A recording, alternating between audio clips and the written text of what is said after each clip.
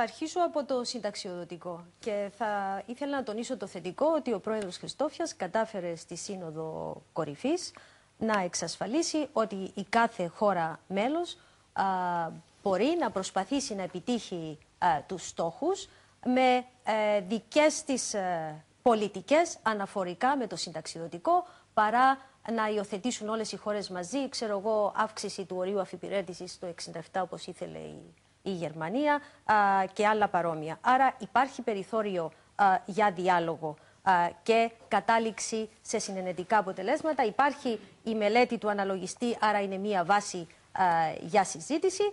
Και όσο αφορά το... Εκτιμάτε ότι μπορεί να γίνει χωρίς να αυξηθεί το όριο αφιπηρέτησης, συνταξιοδότησης? Μπορεί να γίνει να αυξηθεί φορολογίες, κύριε Πυρίδη. Ερωτώ γιατί στις αναφορές όντως υπάρχει το δικαίωμα των κρατών. Σε συγκεκριμένες παραμέτρους, γιατί μια παράμετρος επηρεάζει την άλλη. Αν θα έχει αύξηση φορών, αν θα αυξηθεί το όριο αφιπηρέτησης, τα ωφελήματα, αυτά πρέπει να τα δουν όλοι οι κοινωνικοί εταίροι μαζί. Αλλά μου επιτρέψτε να ολοκληρώσω. Έγινε στο Ταμείο Ασφαλίσεων να αυξήσουμε τα όρια αφιπηρέτησης. Και όσο αφορά τις κοινωνικές ασφαλίσεις, πρέπει να σημειώσουμε ότι από την ημέρα που ανέλαβε η διακυβέρνηση Χριστόφια κατατίθονται 200 εκατομμύρια στο Ταμείο για να υπάρχει ένα πραγματικό αποθεματικό βάση του οποίου θα τα πήραν πίσω. Τα πήραν πίσω. Να ολοκληρώσω, σας παρακαλώ. Λοιπόν, επειδή έχετε αναφερθεί στην προηγούμενη διακυβέρνηση και αναφέρθηκε και ο εκπρόσωπος του Δημοκρατικού Κόμματος. Ξέρετε τι έχει γίνει κατά τη διάρκεια της προηγούμενης διακυβέρνησης? Ενώ για να ενταχθούμε στην Ευρωζώνη χρειαζόταν να μείνουμε κάτω από ένα έλλειμμα του 3%, η οικονομική πολιτική του Προέδρου Παπαδόπουλου οδήγησε σε ένα πλεόνασμα της τάξης του 3% και πολλοί κομπάζουν για αυτό το αποτέλεσμα. Και τότε η πρόβλεψη ήταν για 1%. Ακολούθως αποκαλύφθηκε ότι το πλεόνασμα ήταν τόσο μεγάλο. Και γιατί το τονίζω αυτό? Γιατί είχε περιθώριο η διακυβέρνηση Παπαδόπουλου 6 ποσοστιαίων μονάδων να επενδύσει σε έργα ανάπτυξης, να λύσει το θέμα του υδατικού, να λύσει το θέμα του ενεργειακού, να αντιμετωπίσει τα άλλα διαρθρωτικά προβλήματα. Αντί τούτου... Να εφαρμόσει και το ΓΕΣΥ, λέτε. Ίσως. Ναι. Και αντί τούτου, και πρέπει να σημειώσουμε γιατί επιτεύχθηκε με τέτοια ευκολία ένα τέτοιο πλεόνασμα. Ας μην ξεχάσουμε τη φορολογική αμνηστία. Ας μην ξεχάσουμε ότι ανέβαιναν οι τιμές των ακινήτων μέρα με τη μέρα, ώρα με την ώρα και ως εκ τούτου και τα έσοδα από τον κεφαλουχικό φόρο, από τα μεταβιβαστικά τέλη, εισέρεα στο Ταμείο των Δημοσίων με μεγάλη ευκολία. Και αντί, αφού υπήρχαν αυτές οι ευνοϊκές συνθήκες, να αξιοποιήσει αυτό το πλεόνασμα η διακυβέρνηση Παπαδόπουλου και να τα επενδύσει στην οικονομία, να ενθαρρύνει και την ανάπτυξη του ιδιωτικού τομέα, τα έκανε ταμείο. Αν υπήρχε επένδυση σε αναπτυξιακά έργα, κύριε Πιερίδη, την προηγούμενη πενταετία, αυτή τη στιγμή αυτά τα έργα θα ήταν σε εξέλιξη και θα βοηθούσαν την κυπριακή οικονομία να βγει πιο γρήγορα και καλύτερα από την ύφεση που περάσαμε και από την οποία ευτυχώς έχουμε βγει και προχωρούμε.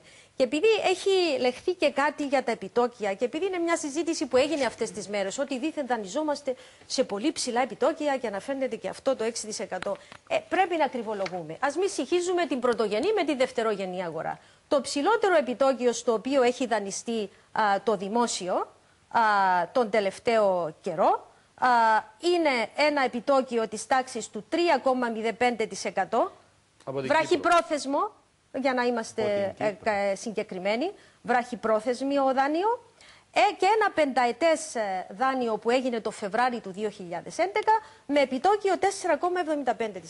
Γίνεται αυτή η αναφορά και πρέπει ο κόσμος να το γνωρίζει για το επιτόκιο στο δεκαετή χρεόγραφα. Το κράτος δανείστηκε με κόστος 4,6%. Το επιτόκιο στο οποίο γίνεται αναφορά είναι το επιτόκιο στο οποίο πολλούνται τα χρεόγραφα μεταξύ άλλων επενδυτών στη δευτερογενή αγορά. Αυτό δεν σημαίνει κόστος για το κράτος. Είναι και ακριβώς δηλαδή να ολοκληρώσω. Σήμερα. Είναι πολύ πιο χαμηλά από αυτά που αναφέρονται.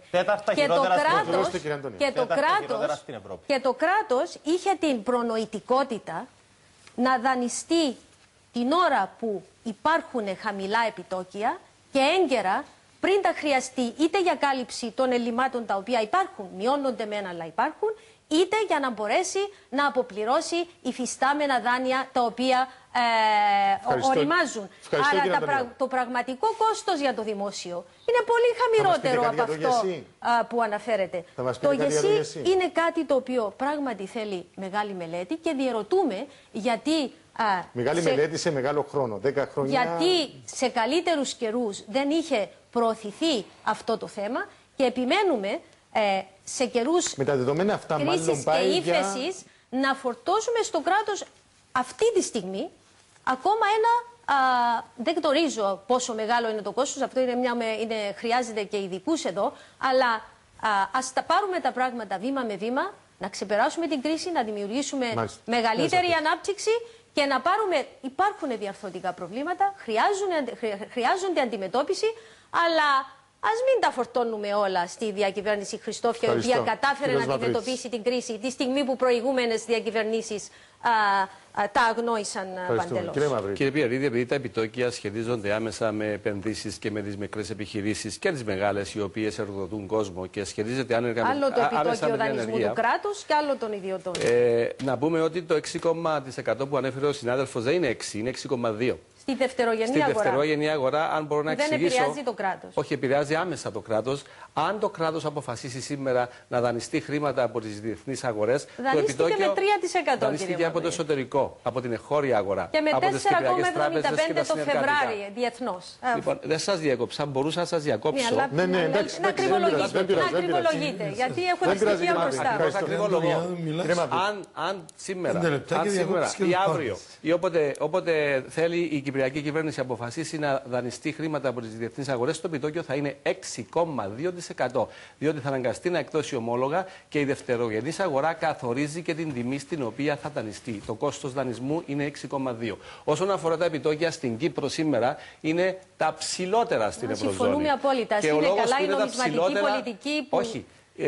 Της Κεντρικής Τράπεζας της Κύπρου που προσπάθησε να ακολουθήσει διαφορετική από εκείνη της Ευρωπαϊκής Κεντρικής Τράπεζας. Η νομισματική πολιτική δεν μπορούσε να κάνει πολλά πράγματα. Απλά τα επιτόκια ήταν ψηλά επειδή οι τράπεζες δεν είχαν εργαλεία για να μπορέσουν τα καλυμμένα ομόλογα, για παράδειγμα, για να τα χρησιμοποιήσουν ως ενέχειρο για να πάρουν ρευστότητα. Είναι αυτά τώρα που χρησιμοποιούν οι οίκοι αξιολόγησης για να μας κατακρίνουν τα καλυμμένα ομόλογα. Τα καλυμμένα ομόλογα είναι ομόλογα τα οποία βασίζονται πάνω στα πιο ψηλής ποιότητας δάνεια που έχουν κάνει οι τράπεζες. Και μπορούν να τα χρησιμοποιήσουν στην Ευρωπαϊκή Κεντρική Τράπεζα για να αντλήσουν ρευστότητα.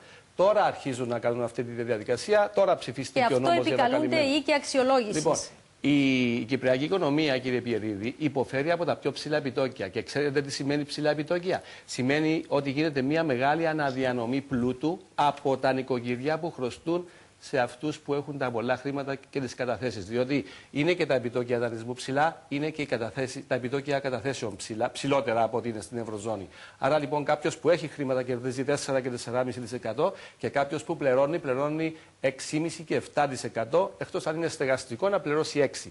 Αλλά σημαίνει μια μεγάλη αναδιανομή εισοδήματος, η οποία ισούται με περίπου 1,5 δισεκατομμύρια ευρώ. Έχω κάνει και σχετική μελέτη για αυτό το θέμα. Έχετε απαντήσεις επειδή τρέχουν τα θέματα μας για το θέμα το συνταξιοδοτικό? Νομίζετε ότι είναι καιρός να προχωρήσουμε? Για το συνταξιοδοτικό δεν υπάρχει περίπτωση να αποφύγουμε την αύξηση του ορίου αφιπηρέτησης. Διότι ο άλλος τρόπος είναι αυτός που έχει χρησιμοποιήσει η κυβέρνηση Χριστόφια με το να αυξήσει τις εισφορές.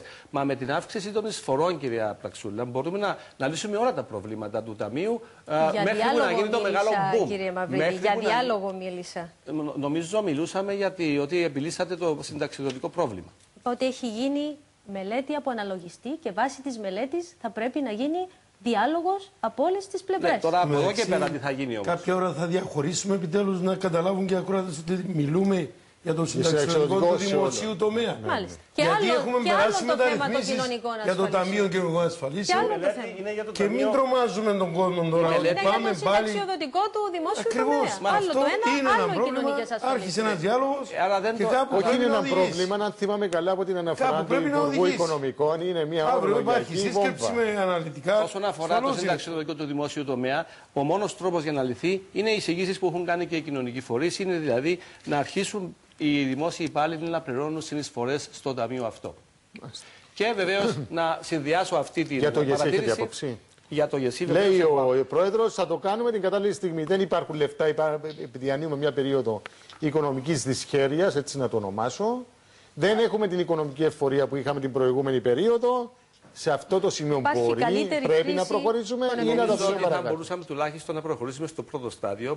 Το πρώτο στάδιο του ΓΕΣΥ. Εν πάση περιπτώσει, το ΓΕΣΥ είναι ένα από τα μεγάλα διαρθρωτικά προβλήματα, όπως είναι και τα υπόλοιπα που έχω αναφέρει, τα οποία καθιστούν το κόστος ζωής στην Κύπρο πολύ πιο ψηλό από ό,τι είναι στις άλλες ευρωπαϊκές οικονομίες. Και είναι ένας από τους λόγους που το ισοζύγιο τρεχουσών συναλλαγών τρέχει μια αυξητική τάση και εξάγουμε θέσεις εργασίας στο εξωτερικό. Πρέπει επιτέλους να μπορέσουμε να συνδέσουμε όλα αυτά τα θέματα μαζί και να κάτσουμε και να τα λύσουμε. Ευχαριστούμε, κύριε Μαυρίδη. Λοιπόν, ξεκινώ με το πλεόνασμα.